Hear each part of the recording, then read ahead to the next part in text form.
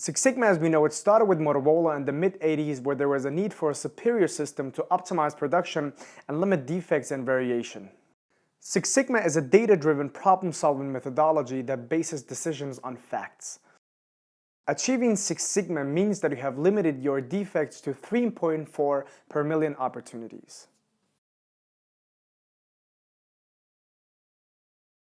There are many different tools in Six Sigma, but the backbone of the Six Sigma methodology as a program is DMAIC, or DMAIC. DMAIC is a systematic project structure that is divided into 5 different phases: the define phase, measure phase, analyze phase, improve phase, and the control phase.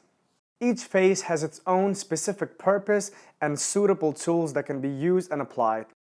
Some of the most common tools are voice of the customer, critical to quality, SIPOC analysis, data sampling, hypothesis testing, correlation analysis, regression analysis, capability analysis, measurement system analysis, or MSA, design of experiments, plus many others.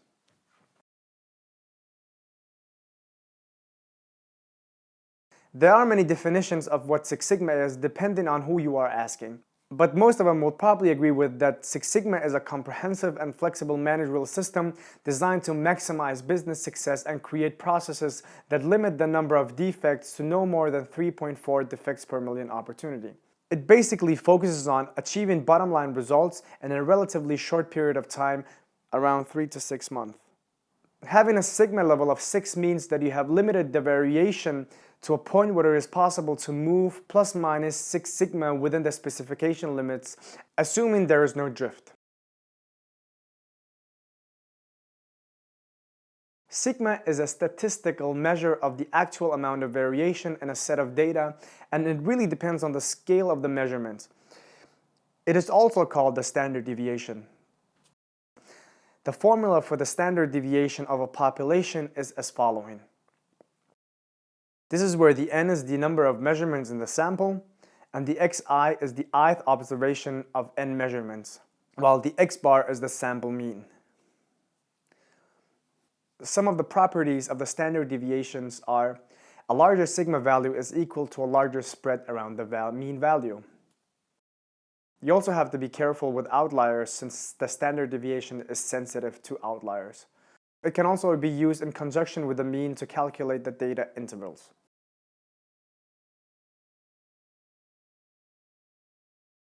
I have mentioned the sigma level a couple of times. The table you can see shows the sigma level of the corresponding DPMO and the process yield. As you can see, a sigma level of 4 is equal to a yield of 99.4%, and at a sigma level of 5 you reach 99.976%.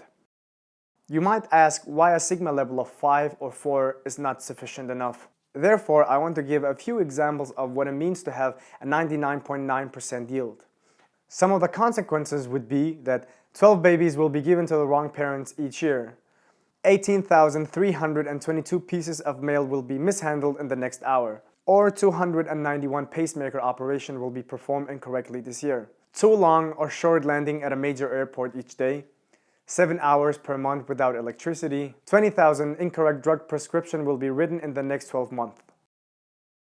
In some industries, like the aircraft industry, a sigma level of 6 is not even enough, and sometimes they are aiming for as high as 12 sigma. Luckily, most industries are not as strict as the aircraft industry, and even though we may not be capable of reaching a sigma level of 6, but by aiming for 6 sigma, we will be able to reduce variation and create positive bottom line results.